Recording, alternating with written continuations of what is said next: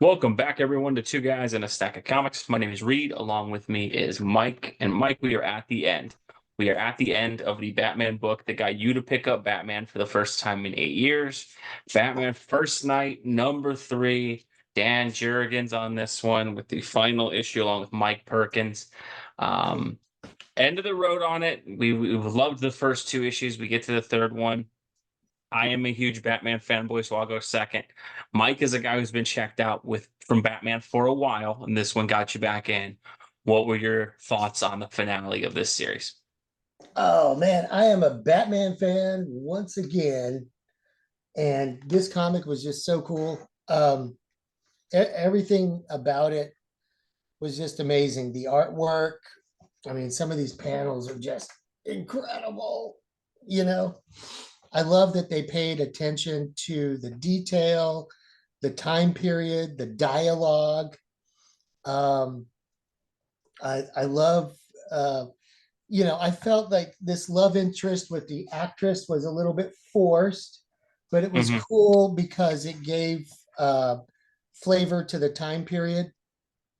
Yeah, Uh, no, and it puts back the Julie Madison relationship that was there at the first of one of the forgotten and things with Batman is very early on he's engaged to Julie Madison in those first appearances. did she know his secret identity? They make it where I don't believe in the books as she knew, so this very much changes it a bit, but at least it rehashes that. It's funny. She's one of the more forgotten love interests in that she's made some appearances in movies. I believe it was the Batman and Robin film with Clooney, so not the best appearance there. I know Right. in the comics in the New 52, she showed up for a bit. But largely, she's kind of almost like Betty Brant for Spider-Man, where it's like that was the original love interest. But Yeah. over time, Catwoman and Talia took her place the same way that Gwen Stacy and Mary Jane took Betty's. Yeah. But yeah, I'd agree it came together a little fast, but I do think I at least appreciated that there was a little bit of work done on it. It certainly made sense. When you have a 3 issue arc, and granted these are a little thicker than Hmm. your average issue, you got to wrap things up kind of quickly. All in all, I say it was an amazing job for what it was. I mean, to be honest, if I'm speaking directly to DC, I would have loved this over a year in a single issue format, and I would have been all in. It would have been on my sub list, and you would have had me for 12 issues. But it being wrapped up in a 3 issue thing in this beautiful magazine format, square bound magazine, it was just a superior product. It really was in all respects. And I'm a Batman fan once again. I love this older Batman with this gritty 1930s storyline and backdrop. It was so much fun to turn the pages and see the artwork and watch the story unfold. And that's what comics are all about. So, double kudos to DC for really putting forth the effort and giving us an original Batman story from that old era. I was loving every page. I really was. Yeah, I would have to agree. I think this is the best Batman kind of series I've read in a few years, and that me being one of the guys who still buys every single Batman comic that comes out. One of the complaints I've had is so often they have these kind of offshoot Batman titles that don't really do anything to make an impression. It kind of feels like this just should have been a regular issue in the continuity, and largely it's just there to have another Batman title out.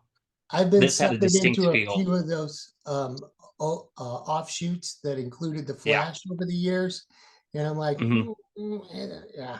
So I know what you mean. Yeah, your question is always why was this just not an issue of the main title or, an ongoing or something like that. And I think Batman suffered from that a lot. And occasionally there's some good hits, but a lot of times you kind of look at it, it's just like, okay, that was a good issue of comics, but like, why wasn't this in the main line Batman title? This book, you could tell the intent and purpose was to set a time period piece back when Batman begins at the start. And I loved it for that, and that it had a purpose for why it was set outside of the main continuity. You can't tell Batman stories with him being alive in the 1930s in the modern continuity because obviously it's 2020 something, in Yeah, the DC comics. And so you would have to explain why Bruce Wayne's 120 years old or whatever. And so yeah, I liked exactly. I liked that it said it back then. I think it's very interesting to watch a stripped back kind of version of Batman in terms of the toys are there, but not as prevalent as they are. There's no sidekicks, no Oh, Alfred to fix Alfred, everything for him. right. And I think that's, as much as I love a lot of the pieces of the modern Batman mythology, one of the things that frustrates me is it kind of feels like there's been a CW effect on Batman in terms of when you start like watching the Flash show or the Arrow show and those. Originally those heroes were very, very capable at a lot of things. And then as the season goes on, like basically they go from being able to do stuff to now, because there's a team, everyone has to do everything for them and they're largely just there to do the fight scene. And it kind of feels like that with Batman, and that like Batman used to be a tech genius who could invent things on his own. Now that's kind of largely gone to like Alfred and Lucius. Batman used to deal with threats on his own. Now he always has his like Bat family of 26 kids helping out. And so it was great to read a Batman story again. It's like, no, this is Bruce Wayne. This is him on his own. He can do this on his own. He's got his ability, his wits, his will, his skill. He can get the job done. And I really liked seeing that again. And that while I have no problem with the modern sidekicks and all the trappings of modern Batman, it was great to just see a story where it's like, no, this is Bruce Wayne. He's going to do it. He's going to get taken care of. He's not going to have some last minute rescue from one of the Robins or Catwoman or something like that. He's going to get the job done. And I thought that was really, really great. I think for me as well, to stand out of this, I loved Jurgens writing, the time period, stuff like that. But Mike Perkins on the art, I thought he did such a good job capturing the time period, that feel. It looks gritty and grimy and noir. It's perfect. It just feels like that period from the art. And I've never seen his artwork before. I think this was the first time I've ever read a book where he was the main artist that I can recall. And man, I mean, some of these shots he gets with Batman in that older costume and just the brilliant use of shadows and smoke and light to add that dramatic feel with Batman. They And just work so dang well. don't forget the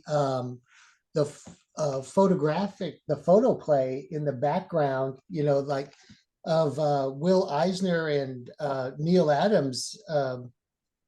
Those guys really added that stuff in, like all of these street scenes in the background, like those are treated photographs to give it a an added sense of Authentic kind of realism. feel. Yeah, and it's just really great. Like this one really harkens back to the uh, uh, Green Lantern, Green Arrow stuff that Neil Adams did in the early 70s. Those backdrops with the city behind it are all just, probably taken from real photographs and put into Photoshop and worked with. And that must have been fun for the artist as well to do those and then do his drawing in the foreground. Yeah, It just just the overall, and I gotta give, I think it's Mike Spicer, the colorist on this as well. The way he uses different colors to bring things out, I think that's great. Those are the stuff folks, kind of the unsung folks, and that like you kind of always call out the writing team, and the art team. You forget about the letterers and the colorists and the incredibly important job that those guys do. And I think this book overall really stands out for that. I also say I love the ending of the book because it kind of brings everything together. It's a really good mystery story, kind of shows how Batman figures things out. But there's a great moment with Batman and kind of the rabbi at the end. And largely after everything's wrapped up, the guy's kind of like, you do so much for peace, but I fear for you, it's something you'll never be able to enjoy yourself. And that kind of is the essence of Batman, and that his entire life is to provide something for people that he is never going to know. His whole job is to prevent anyone else from having to suffer what he did. And so I thought that was just such a beautifully written way by Jurgens at the end, where it's largely just that kind of is the summation of Batman. He is going to do everything he can to provide stuff for other people that he himself will never fully get to realize. And I think that it was so well written.